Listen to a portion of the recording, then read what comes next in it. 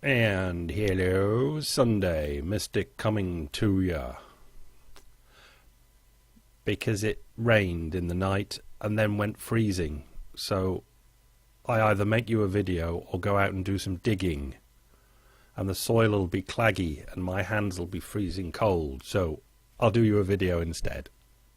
Okay, returning back to the CPI inflation of yesterday, I've carved out this one, which doesn't look exciting, but it's the last year from February to February or January to January. I'm not exactly sure which it is. But as I said, the transportation has gone uppity up up and down down down. Right, so that's the picture that we have for the last 12 months. Now, I wanted to get into the guts of this to find out what transportation exactly was. I'm presuming oil, or oil-based transportation, gas basically. But I go to number 2, which is the Bureau of Labour Statistics, where this information is to be found, and the database is currently unavailable. So I can't know exactly, but I think we can still be quite sure that it is gas in your tank. Right, and I would have got whether it was January or February here from the BLS, but I couldn't. But it doesn't really matter. We're on to a theme and we can chase it. From calculated risk, we have this chart, and the writing above I will read, and below is a graph of gasoline prices. Gasoline prices bottomed in December 2011, obviously, and have been moving up again. Note, the graph below shows oil prices for WTI, West Texas Intermediate. Gasoline prices in most of the US are impacted more by Brent prices, the outside world prices. But there's a bit of confusion between the Brent and the WTI in certain places in the United States, obviously. So in blue, we have the US average regular gas price, which started at about 3, went up in January, February, March, April to nearly 4, and then from April 2011 it has come down all the way to the end of the year where it started. It's 3.16 or somewhere around there, closer to 3. So it's gone from 3 up to 4, down to 3 again, and now it's up to 3.5. We can't really get that from the WTI price, as Calculated Risk Man says, because it doesn't actually make sense off the crude oil price, which has gone from 86 at the beginning up to 113, causing that spike in April, and it did come down until October, but since October it's been going up, but the price actually at the pump continued to go down. Yeah. But as he says, Brent price is more significant. So number 4 here is the Brent price for the same time period, and it starts at $100 a barrel Brent and goes up to that Batman peak in March, April. And from the Batman peak, it's very seesaw, but it does seesaw serrated down to the end of the year, going kind of serrated downwards.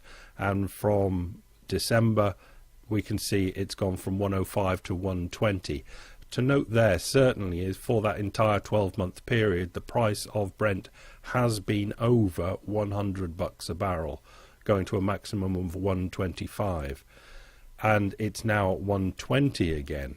So that is definitely causing something to happen. But, and if we go to number 5/1, because back to the chart I showed yesterday, this CPI breakdown chart looks like it just comes in, but it comes in out of date. So that little gold sticky down at the bottom was the equivalent for December or even November of 2011. And with that price increase, we can almost guarantee that those gold bars will stack up and the blue, the brown and the blue have no reason to go down. They're good and solid, so they shall be pushed upwards, and will go back probably up from the 2% it is to nearer the 4% for CPI, which should get people panicking a bit. Move on to this chart, number 6, which is from Prague Cap, Cullen Roche at Prague Cap, and the chart is actually unleaded gasoline. It's the spot price, so we can get some idea from that, but really just the tail end of it, where we can see that is rising again. That's nothing we don't know. That is the price rising again. And Cullen writes, it's a real shame that this country doesn't have a substantial energy plan in place. I think what he would like maybe is more buffer stock, actually releasing more of the stock of oil that there is when prices go up, and filling up, maybe using the forgotten what it's called, I can't remember what it's called, the stock of oil that America has. I imagine that's what he'd like, but a general overall energy plan would be a good plan as well. The added volatility in the business cycle and the constant risk of cost push inflation suffocates policy options on both sides, monetary and fiscal. But here we go again. If energy prices continue their push higher, which it looks like they definitely will, certainly that it's going to arrive in the CPI figures. My theory of QE3 in June is dead. It looks like Cullen thought that QE3 had come through in the summer. And the odds of a weaker second half economy will rise substantially because the higher gas price will be there, the higher CPI will be there, with the Fed thinking we can't go to QE3 with higher CPI, so we can't give the economy a boost that way.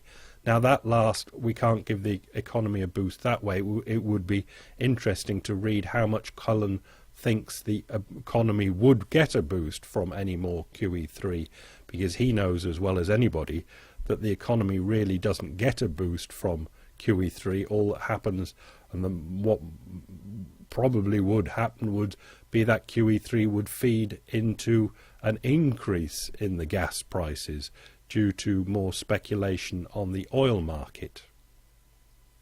Right. I'll finish with China cuts bank reserve requirements down to 20%. Now, most of the West don't really have a reserve requirement at all, but China are still using actual reserve requirements, and it's a reasonable size of 20%. I think Brazil's is slightly more, but they're bringing it down to encourage lending, and as I spoke of earlier in the week, rolling over of loans that come due. Lend them some more money. Lend up more money. We don't want any defaults. We don't want any of this boom to be derailed by problems such as non-performing loans and irrelevant things like that. And finish with this: if you're having a very happy Sunday, read Saeed Malikapour and A Canadian on Iran's Death Row. It's a very, very sad story. What looks like a classic story of a very nice chap that has got himself involved through no fault of his own, really, in political incompetence and general government nastiness this side on the government of Iran, and the whole system in Iran not being very nice. A sad story. Bye.